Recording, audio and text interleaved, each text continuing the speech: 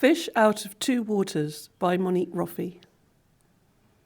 In the messy aftermath of centuries of European colonisation, many people live in the ex-colonial world.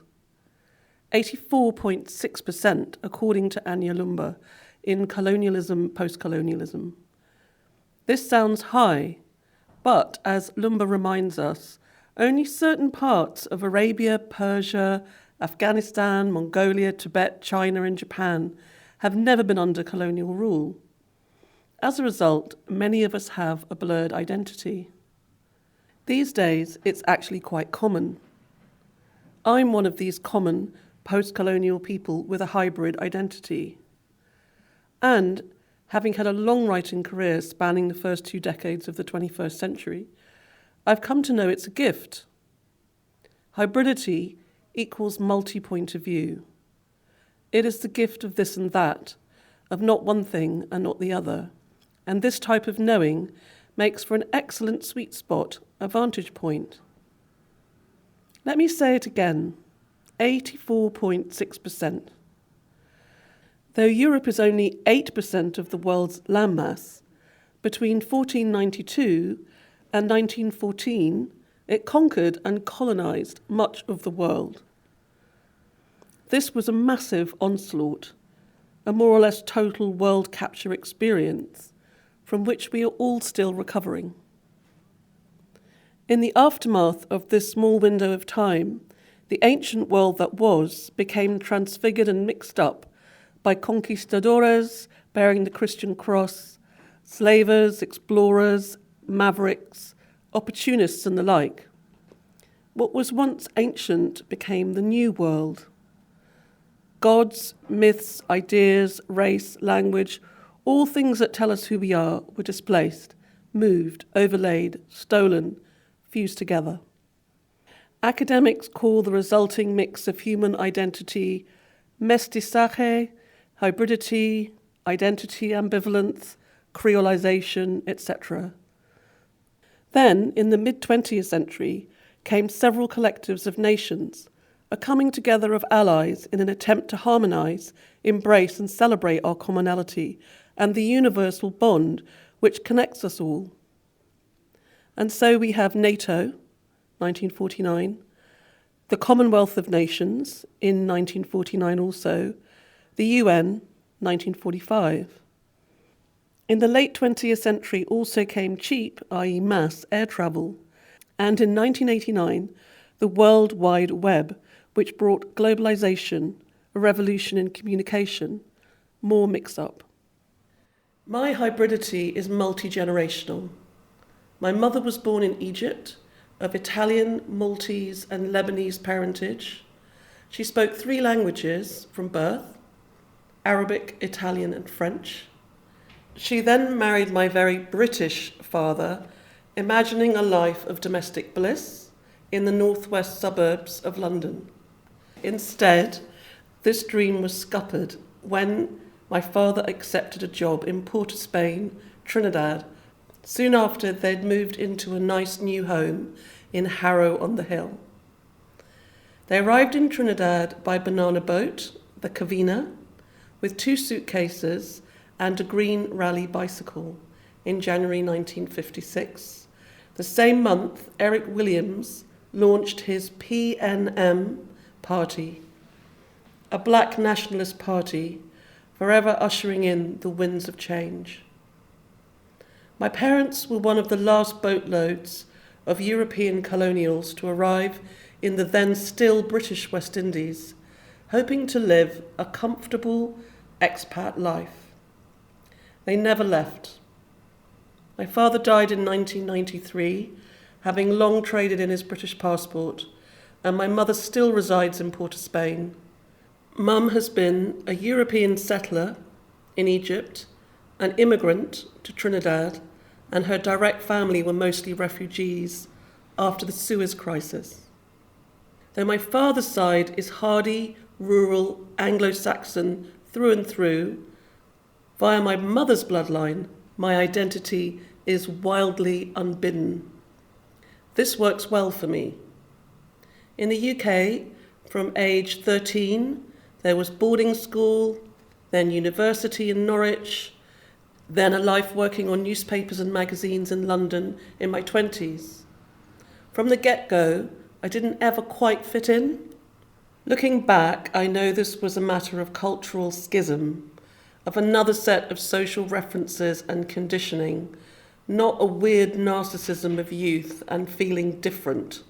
I actually was different. I was white, light-skinned, but not white like my more purebred British English friends. At boarding school, I'd arrived back from holidays, tanned, gushing a Creole-type English, which most of my school friends stared at and asked me to repeat like a performing monkey. I decided over time to fit in as best I could. I chose to speak BBC received pronunciation and suppressed my Trinidadian song.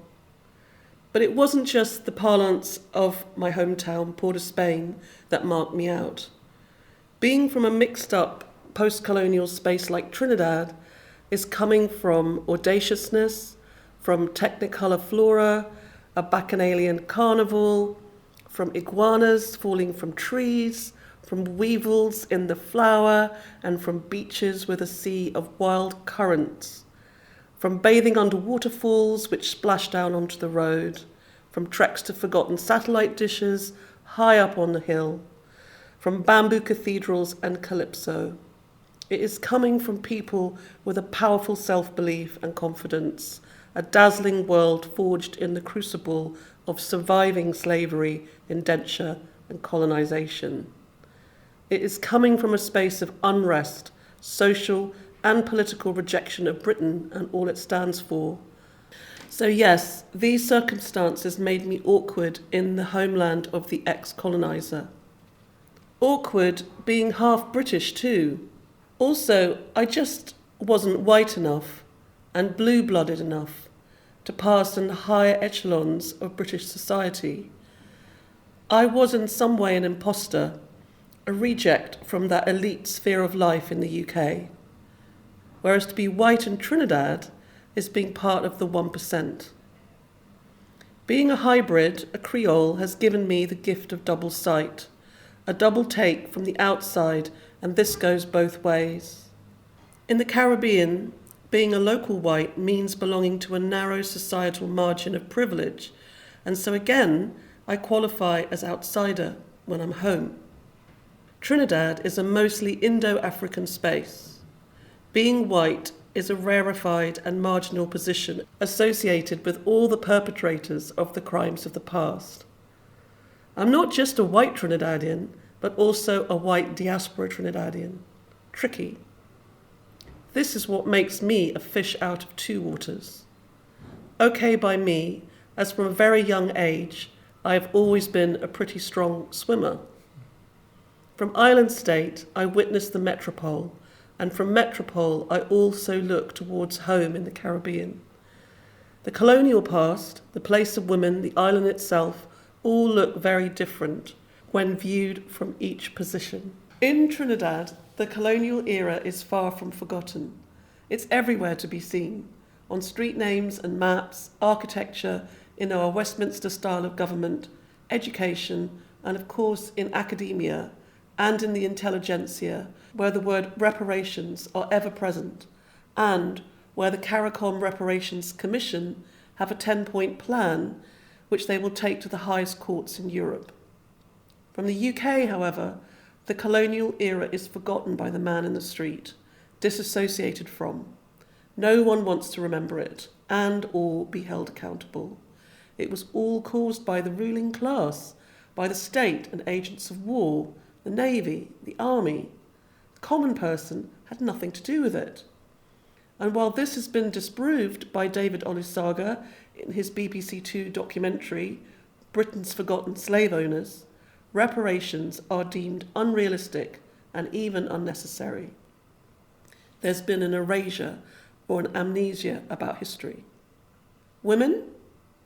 In the UK, I live a life where feminism has become mainstream after 4 waves of societal unrest and campaigning by women. There are female MPs, CEOs, There's been a wake-up around the commonality of sexual abuse since the Me Too movement, and there's also been a boom in women in publishing too, and in the world of books. The gap between equality in theory and life is closing.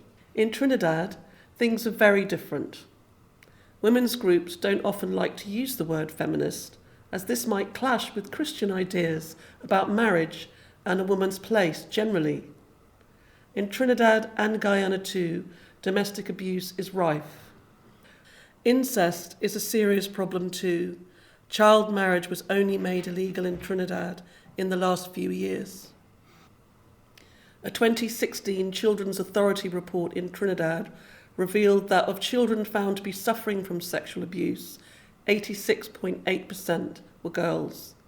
Infidelity is common, even celebrated in popular culture, such as calypsos. Having two homes, a back and forth life, gives me the possibility of seeing two worlds, one made richer by the other. This other has disremembered this fact. Britain has forgotten Trinidad, but not the other way around. The place itself? Britain looks at the Caribbean with sentimental nostalgia and a naive longing. The islands are still a commodity, if only for holiday makers, seen as beautiful, placid and warm, a holiday paradise. The ex-British island colonies all converge into one landmass too, Jamaiquidad or Jamaiquidos. Brits don't seem to know the difference between the islands they once used to own and govern. The islands are exoticized and reduced to landscape, coconut trees, sunsets and reggae. Whereas the Trinidad I know is complex, highly cultured and self-aware, globally aware, art-producing, literate, and its topography is wild and bold, as it was once part of the South American mainland. Its shadow side is a high drug-related, gang-related and poverty-related murder rate, and its oil money has dried up. Also, we live on the doorstep of a collapsed state, Venezuela, and we have absorbed tens of thousands of new immigrants. Syrians from Syria have come too. Our society rejects an easy exoticism. Climate change will soon have tens of thousands of Caribbean people trying to emigrate north or very far south. Of course, this double lens would have an impact on anyone who wishes to make creative work, be it film, books, or fine art. I'm very conscious that my position on both sides comes from privilege. I'm middle class. I have light, but not light enough skin. My literary work has been about these pale-skinned outsiders, like George and Sabine Harwood in The White Woman on the Green Bicycle, who have to learn the rules of Trinidad, and they gradually do. Then there is Arcadia Rain in The Mermaid of Black Conch, a woman who owns land and loves and lives in a once small colonized island amongst a people who should, and some do, hate her. And yet she has navigated the space and even earned respect. My work is often about white people who exist in a difficult post-colonial space, where to be white carries the historical charge of criminal. My work is also magical real, falling iguanas and all of that, and this also comes from a Caribbean space where the unlikely and improbable in Europe is every day in Trinidad, where iguanas do fall from trees. My mountains and trees speak, and an ancient Taino woman becomes a mermaid, and then becomes a woman again, and she falls in love and claims eros, romantic love, as her due rite of passage. My mermaid in The Mermaid of Black Conch is, like me, a half and half, a double fish out of water, in the sea and on land, an exile and an outcast, banished from her homeland, who knows how to swim well. She is bound by a curse to swim alone for a long time. I'm a writer, and so I get to both invent her, and then write her, and then free her, and bless her with love, and also see that she beats the curse. No one can write of these things unless they know about this gift of twice being a fish out of water.